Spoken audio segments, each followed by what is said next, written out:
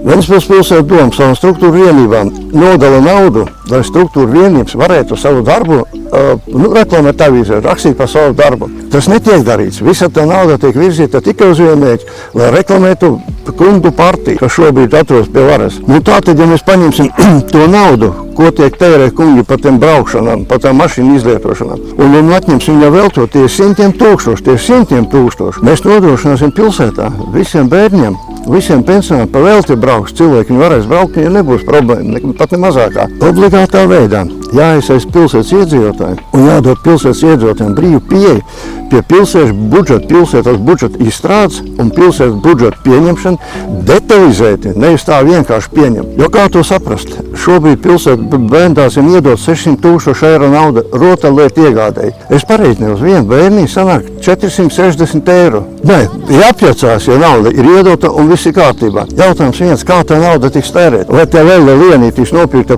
kas veikalā maksā par 30 eiro? Vai tas lācīts būs nopirkts par 50 eiro, ko nopirkt par 5 eiro veikalā? Un kurš to iepirkumu organizēs? Mums jābūt iedzīvotājiem, mums jau budžetam, pilsētas budžetam jāstrādā pie tā. Doma izstrādā, bet iedzīvotāji pieņem, nevis kaut kāds viens partijas vīri pilsētas budžetu pieņem.